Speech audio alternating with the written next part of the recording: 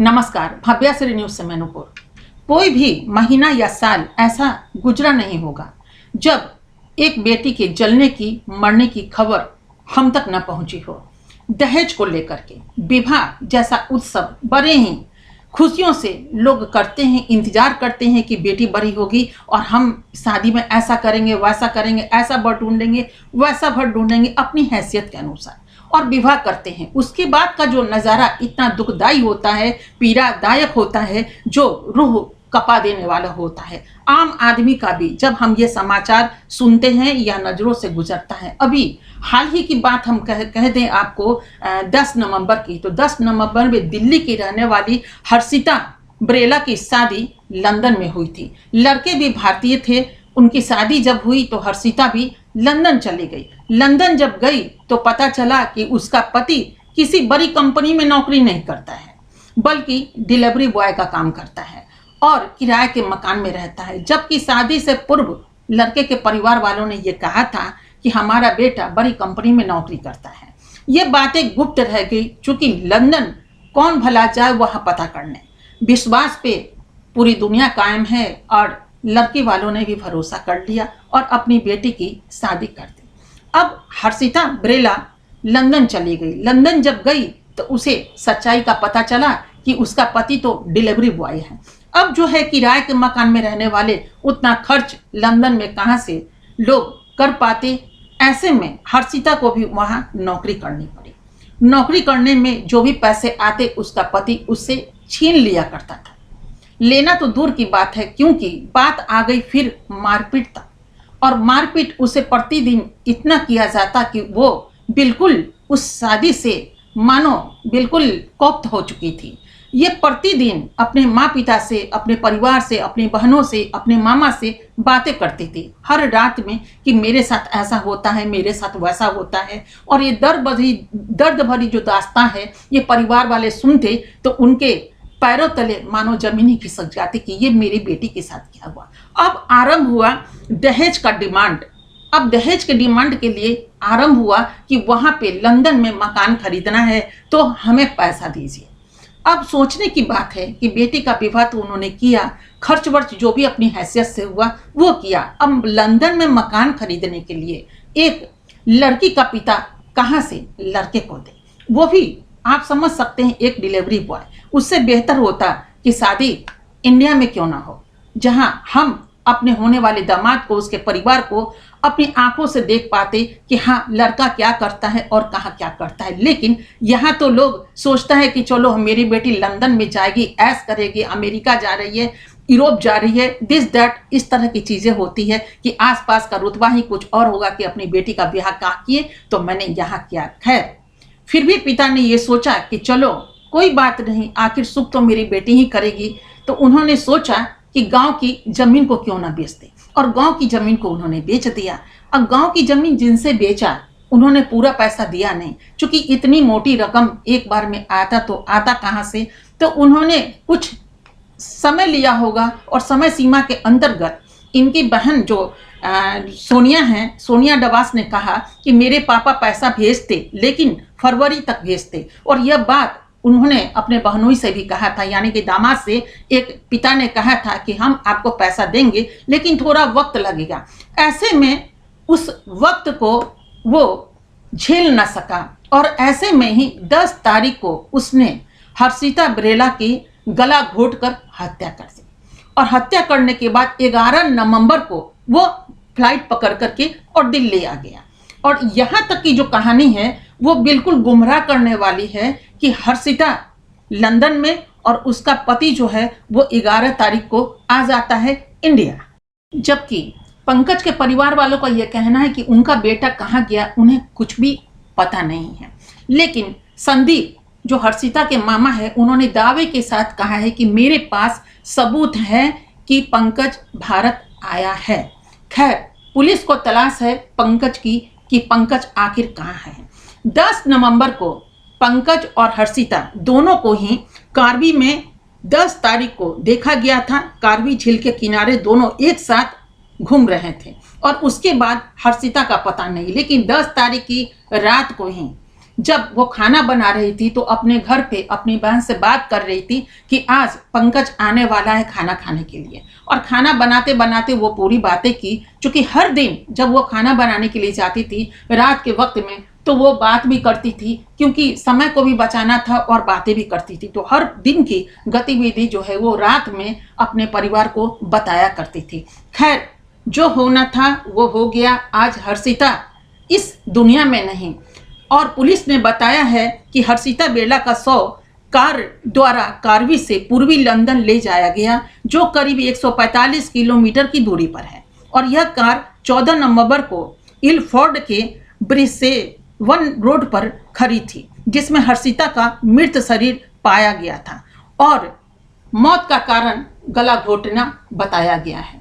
खैर, अभी 1 से 2 सप्ताह में हर्षिता का शव भारत लाया जाएगा, चूंकि पोस्टमार्टम में जो भी रिपोर्ट आया, चूंकि ये देश है वो विदेश है, विदेश से जो भी मृत शरीर अगर आएगा तो उसका जो भी होता है आपको कागजिक प्रक्रिया, उससे होकर के गुजरना पड़ता है हर किसी को। तो वहाँ की सरकार और यहाँ की सरकार, ये प्रक्रिया पूरी होने में 1-2 सप्ताह लग सकता है जब हर्षिता का शव दिल्ली लाया जाएगा। लेकिन ये तो हुई कहानी हर्षिता की मौत की, लेकिन आए दिन हर हर्षिता मौत के कगार पे खड़ी रहती है, कहीं ना कहीं किसी ना किसी मोड़ पे। और ऐसे ही मोड़ पे उनको पंकज जैसा पति मिल जाता है, जिससे वो न जाने किस कदर जूझती रहती है। कुछ हर्षिता बता पाती है और कुछ ऐसी बेटियां हैं जो नहीं बताती है, ये सोचकर कि मेरे माँ पिता को, भाई बहन को तकलीफ होगी, अपना दर्द हम अगर व्यक्त करते हैं तो। आखिर इसका कारण क्या है? हर्षिता जब वहां थी, जब झगड़े हुआ करते थे, मारपीट हुआ करती थी, कोप्त होकर के वो पंकज से अलग भी रहना आरंभ कर दिया। पुलिस को भी जाकर के इसकी सूचना दी और उसके बाद अलग रही हर्षिता। और पंकज के परिवार वालों ने, उनकी बहन आ करके हर्षिता को प्रेरित की और फिर से दोनों को ज्वाइंट करवाया, और यही जुड़ जाना एक मौत का कारण बना। अगर हर्षिता अडिग रहती कि जो पति एक बार एक थप्पड़ चलाया, मुझे याद आ रहा है अनुभव सिन्हा की एक फिल्म का नाम था थप्पड़, जिस पिक्चर को देखिएगा तो एक थप्पड़ में ही दरारें पड़ गई और उसके बाद लव मैरिज कहा गया। उसके बाद कितने भी पति आए कंप्रोमाइज करने के लिए, और जो तापसी पन्नू की बात कर रही हूँ, जो उन्होंने रोल अदा किया, वो फिर लौट करके उनकी वापसी नहीं हुई। ये पिक्चर और ये दोनों ही बराबर देखने को आज हमें मिला। फर्क इतना था कि तापसी पन्नू का रिटर्न नहीं हुआ जिंदगी में, और यहाँ पे जो हर्षिता थी वो बिल्कुल भाव विहल हो गई और सोची चलो कोई बात नहीं, पति ही तो है, मार दिया पीट दिया, चलिए ये पुरानी बातें हुई। अगर हमारी ननद ऐसा कहती है कि चलिए फिर से कंप्रोमाइज करके एक जिंदगी का आरंभ किया जाए, तो इस जिंदगी को फिर से आरंभ करने के लिए हर बेटियां जो भारतवर्ष की है, मैक्सिमम 75% प्लस में हम इस बातों को ले जाएंगे कि यहाँ की बेटियां इतना कंप्रोमाइज करती। बहुत सारी मुट्ठी भर बेटियां ऐसी होगी जो सोचती है कि नहीं, एक थप्पड़ अगर मार दिया या मारपीट अगर हो गई तो हमको उनके साथ नहीं रहना है, और उसके बाद ये जो रिश्ते होते हैं बिल्कुल अलग अलग हो जाते हैं। लेकिन मैक्सिमम घर में आप ये देख लीजिएगा कि वो बड़े परिवार का हो, सामान्य वर्ग का हो या निम्न वर्ग का हो, आज बेटियां शादी करके जाती हैं और कुछ महीने के बाद से, कुछ दिन के बाद से या कुछ साल के बाद से वो पिटाई उनकी जो होना शुरू होता है, उस दर्द में वो लिपटी रहती हैं। कुछ लोग कहती हैं, कुछ नहीं कहती। हर्षिता के साथ ऐसा ही हुआ।